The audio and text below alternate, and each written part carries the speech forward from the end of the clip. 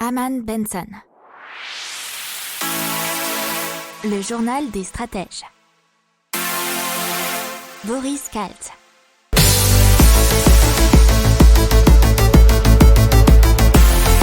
Bonjour à tous et bienvenue dans le journal des stratèges pour l'intégrale tech de la semaine. Je vous souhaite une excellente écoute. Allez, une fois n'est pas coutume dans la tech, on va parler cinéma et plus particulièrement synchronisation des lèvres grâce à l'intelligence artificielle, et ça lors des doublages.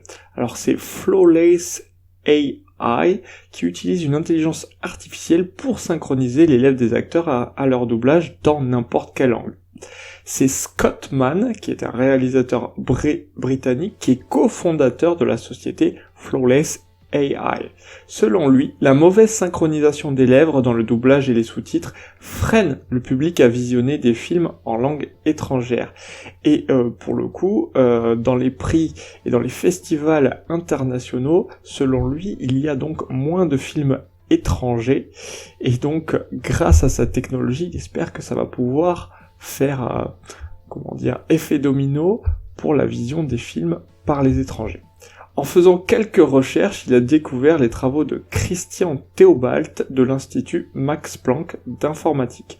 Dans un livre blanc, il expose une approche utilisant l'intelligence artificielle pour recréer des effets visuels humains, aussi vrais que naturels. Donc, ils se sont inspirés de ces travaux pour créer cette intelligence artificielle qui va donc permettre de recréer les mouvements de la bouche lors d'un doublage.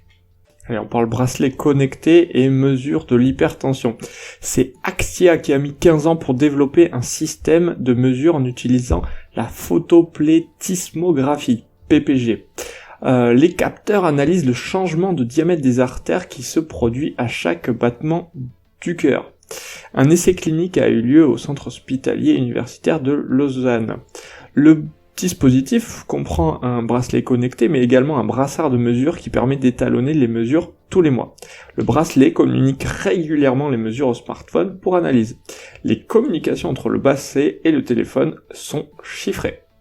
Et donc Ikea et Renault qui viennent de s'associer pour mettre au point une voiture électrique et qui serait vendue en kit.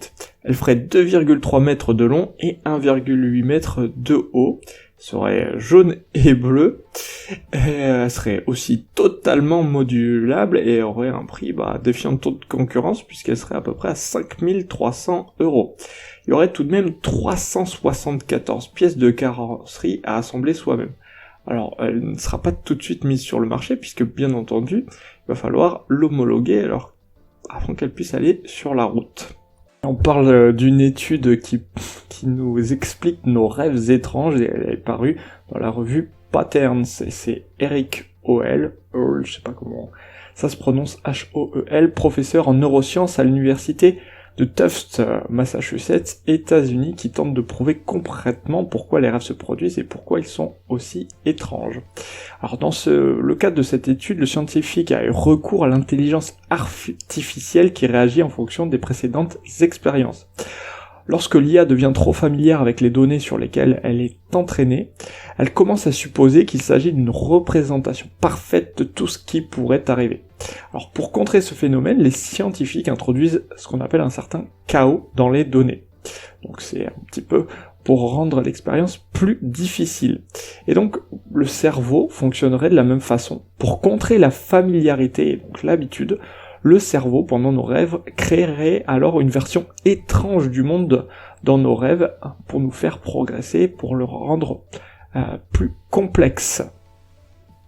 La vie serait, alors le scientifique résume de cette façon, la vie est parfois ennuyeuse, les rêves sont là pour vous empêcher de devenir trop adaptés au modèle du monde. Allez, on parle de mal de voyage qui transforme les voitures en camping-car.